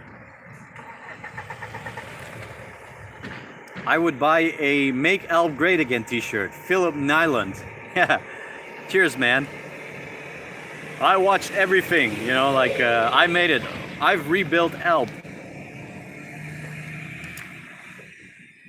Yeah, about that series, just something that's been on my mind for a long time, but I haven't done anything about it. The thing with YouTube, it judges you a lot based on videos, categorizes you based on videos that you make, which it thinks that you are knowledgeable in for some reason. I made a lot of videos that are only related to mechanics, and my last video that did really well is also related to mechanics. Sometimes I wonder, and this is the things what I know about YouTube, I wonder if those 100 episodes of pure mechanics, how my channel started, uh, holds has been holding back the newer videos because YouTube doesn't see me as knowledgeable or experienced enough, like worthy of putting my episodes out there. So it puts my videos more in front of mechanical oriented people, and they're like, well, there's no mechanics in this, so why should I watch it? So I have considered it to take those videos offline for a test for a while. It's not going to happen right now, but it has been on my mind. Something I've been wondering about. But I know that some of you, more than a few out there, wouldn't be too happy about that because people do really enjoy that series. That's why I kept it up, actually. Duck Multiverse. I don't think YouTube algorithm is that advanced. Now, there's a lot to it. I've listened to some smart people talk about that. There's a lot of BS on it too, but people who really dug into it, and it does create like a profile on you. You can't just, if I just start making a different video right now about bicycle riding, my channel would completely tank because YouTube would present my videos to you guys. You wouldn't like it because wouldn't watch it because you don't watch bicycle. You watch my motorcycle stuff, and then they won't watch it anymore. And then YouTube reads it like this: oh, nobody's watching his videos, let's not promote it anymore. And that's how you ruin a channel. So there's actually a thin line to walk out there. But I don't want to get too much in that. It's just thinking out loud. Did you receive your papers from Holland? Yes, I do. I have them. I also spoke bad Spanish at the border at Uruguay. The guy was calling, asking your green card, insurance paper, and I only have my Dutch green card, right? And he was, I knew Uruguay can be a bit more serious about it, and he was like, green papers, your insurance. I was like, oh, I want to get Brazil stamped today. So, but I was already speaking my bad Spanish that day, the worst possible. Because I've learned other times at the border, like in Argentina, I was super jovial with them, speaking sort of semi-fluent Spanish, and they didn't let me in. And other experiences that I've learned when you're at the border, sometimes it's good to be jovial, but sometimes it's also more to like be like someone that doesn't speak the language. It's complicated to deal with, and they feel more like, hey, let's just get this guy through so I don't have to waste as much energy helping him out or understanding him today. And that's what happened. And I just said, he's like, he showed me on his phone insurance paper like this. And then I said, like in broken Spanish, in Chile, Bolivia, Brazil, okay. And then he's like shaking his head. He's like, okay. That's a tip for at the border. Find a balance between, well, sometimes you don't speak the language at all. Be respectful, be cordial, but sometimes don't be too friendly, too too much, too chatty, because then if they know that you can understand them fully or really well, they might complicate things more easily. Well, I said that because you mentioned paperwork, and I got to get some insurance, which I don't have yet, Mercosul insurance, because you do need it for officially for Uruguay and Argentina. I didn't have insurance in Brazil, Bolivia, and Chile, but here it's more. It's not that expensive, not a big deal, and it's also, if the cops stop you, it's more that they don't have a reason to go like corrupt on you and ask for money. Same thing in Kazakhstan. I got insurance there because the country was so big. Like, all right, let's get it sorted. If they force me, if they tell me at the border, go get insurance, I'll go get insurance. That's what always happens. But if nobody says anything, I usually keep going.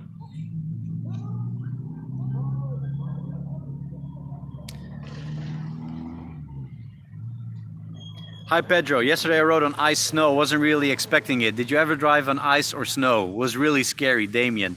Yes, snow one time in southern Germany and a couple of times in hill. It is a bit scary.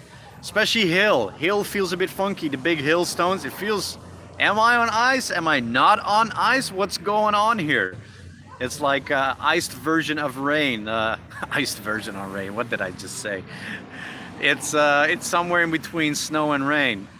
But I think maybe the hill was worse, big hill. feels like an ice track a bit. Snow still felt, if I stay in a straight line, it's okay. And it wasn't compacted yet. Compacted snow, that's horrible. That's basically ice. Just matter of seconds. In Australia, no, New Zealand, I went skiing with skis on my motorcycle. I don't know if some of you check my videos way back in New Zealand. Go to the video list. You'll see me ride with skis up the mountains on South Island near Queenstown and up Remarkables and whatnot. And the parking lot's all compacted ice. I'm a guy riding really slow. They're really turtle walking. Yeah, you gotta watch it. 2 wheels on ice, it's not a good combo.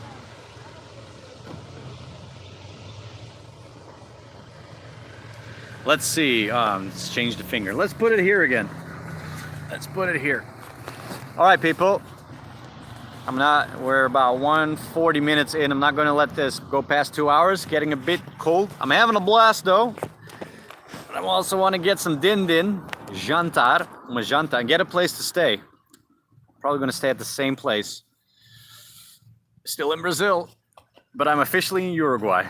Stamped. Oh, that's cool. By the way, like Paraguay, Cidade del Este, this region, maybe that's all borders, I don't know here. Mercosur thing. But there's a 30-kilometer radius here at the border crossing. So you can just go in and out of Brazil, in and out of Uruguay, just like that. Just don't go beyond. If you get caught and not stamped in, that's a bad thing. But I'm stamped into Uruguay and I can come back into Brazil. That is really cool. I like that. Come on, questions, come back. Come back, questions. There he is. Let's have a look-see.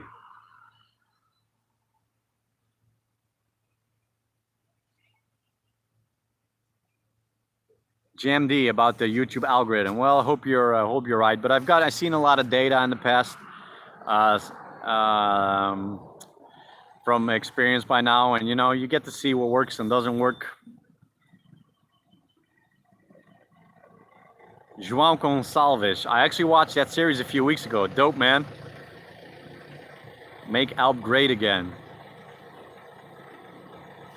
I remember when I just started out, and I didn't even have 100 subs, right? And I was making that series, and so you barely have any comments. And someone in the comments went left a comment before, but then he went like, your series is called Make Alp. This was 2016, right? 2017. You're 17. Your series is called Make Alp Great Again. Do you know what that implies? You know what that's related to? If you do, that's terrible. But if you don't, then I think you've been living under a rock. And then someone replied, and then I replied, I've been living under a rock.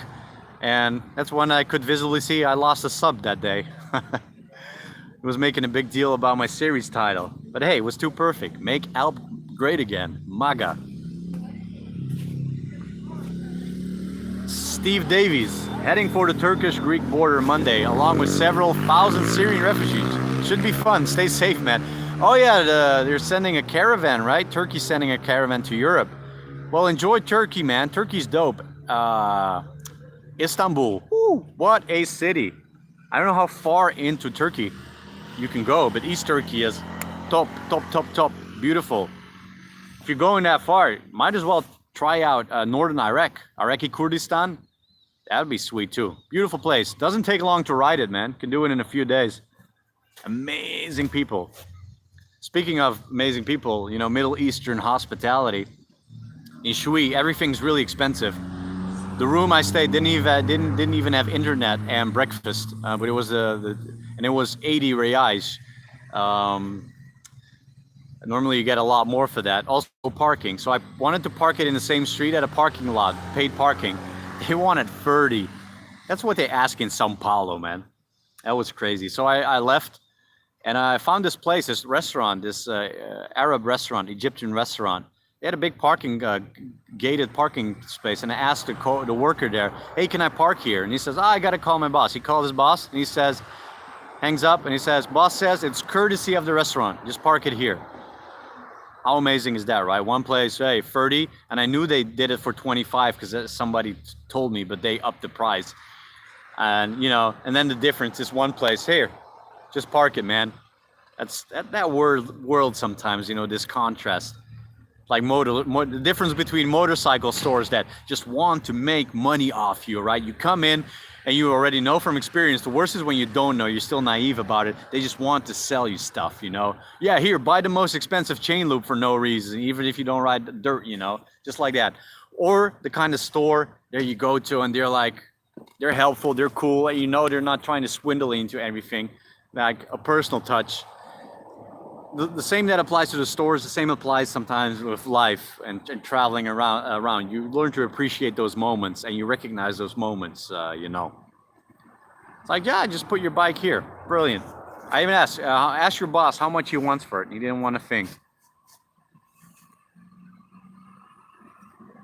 Ah, you've been living in Turkey for 30 years, Steve. Ah, welcome to Europe, man. Watch out for that corona.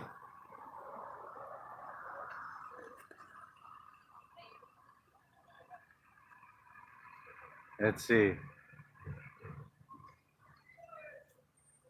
Love you on YouTube. Keep up the great job. Thanks, Bob Gonzalez. Oh, Blue Fire. Everyone who parks behind you looks at you like you're crazy. I haven't been paying attention, except when the stream sniper came and the lady. I mean the stop sign. Okay, I'm out of water. No, I have it in the bag, but we're running towards the end of the stream now. I'm going to be parched. Hello from Marshall Islands. Dope, man. Marshall Islands. That's technically still the UK, right? Isn't it? Or is that part of the United States?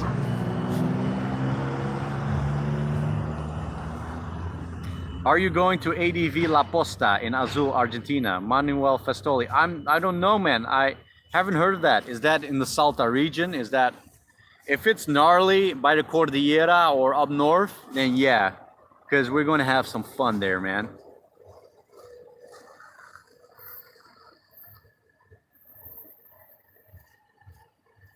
Santos. Hi, Pedro. Follow your adventure from Portugal. Something awesome. Thanks, man. Appreciate it. Grande abraço lá para Portugal.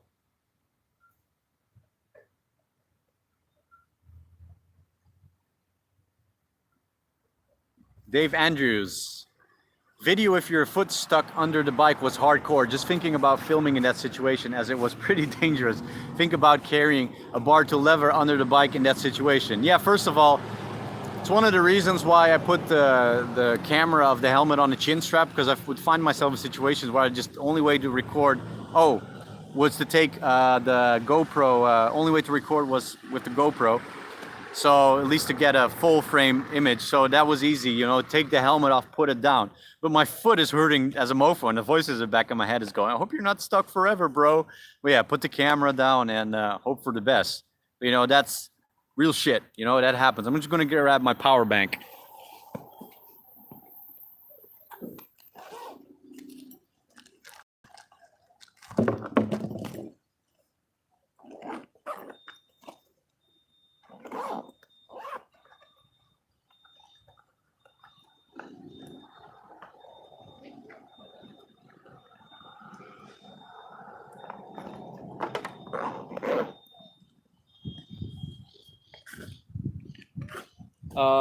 No, wrong one. No, it is. That's the right one. Right cable. Cable management, also something. Where to keep all the cables. There's a lot of cables.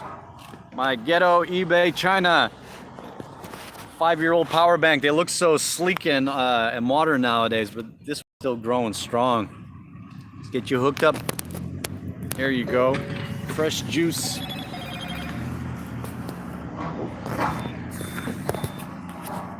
Let's get this sorted. Nice. Who's hungry? I am. What was the question? Question. Something. It's still somewhere. It's the tip of my tongue. What was I going on? Right. Oh, and the bar to lever the bike out of that situation. Well, I could use my hand. I got the tire lever, big one, in the top case. So that's something that could work. But that ground was rock hard. It's like this compacted rock. No, this rock that has been bulldozered away. You can't just good luck digging into that. So you just gotta hope for the best. In that case, I could lift the bike up, or it's like some say, wiggle the foot out of the boot. Laser LS2 helmet, any good? I don't know if mine is a laser. I don't know the name again, but LS2 is pretty affordable helmet. Build quality, medium, I reckon. I don't have quality helmet experience. I've never had a top shelf helmet. I love the peak, man. I can live with the wiggling at 100 an hour. It just keeps the sun out of your face so much, especially off-roading, that you don't need the visor. I always feel restricted off-roading when I got the visor on. Airflow, all right. Some details are good. Noisy helmet though, a bit heavy. And yeah, and just the screws coming out when the helmet fell apart. That sucked. Every now and then I have to retighten the screw. I Loctite both of them, and then another one again recently, the screw. And it feels like one is still coming out. You get what you pay for. They are loud, and I wear the earplugs anyway because of the engine, but they are loud. When I don't wear them, I hear everything. I'm still getting a low battery warning. Why is that? Maybe the phone can't keep up. Oh, lordy. That's pretty low, the battery. I should have hooked it up earlier. So if I can drop away all of a sudden, then the stream ends. Let me do something here. I'm lowering the contrast, the brightness. Oh, now I have to squint my eyes on the screen. I need to get a power, like a USB-C connection for the bike so I can hook up the fast charge mode. Yeah, Sefa. Yeah, lost my left screw, the same story. Yeah, man, terrible. That sucks. A helmet, you shouldn't lose your screw, man. Thanks, Pedro. Ride safe. Enjoy the tuna. Cheers, bro. I think I'm going to have a proper meal still tonight, though.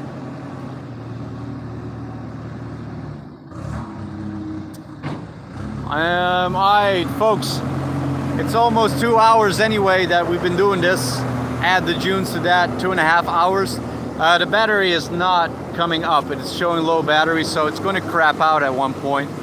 It's going to be gone. All the juice is getting dark here anyway. This means what I'm saying is I'm ending the stream, but it's been dope again to hang out with you guys.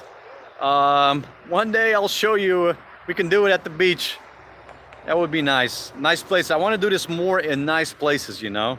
But it's a start. So what do you prefer? Quality shell or potato quality beach shore? Let me know in the comments. I will be drinking some yerba mate. I have drank it in the past. Chimarrão. Bebi o chimarrão. Quality shell's better, eh? Potato, no potato beach. All right, folks, it was really dope to see you here.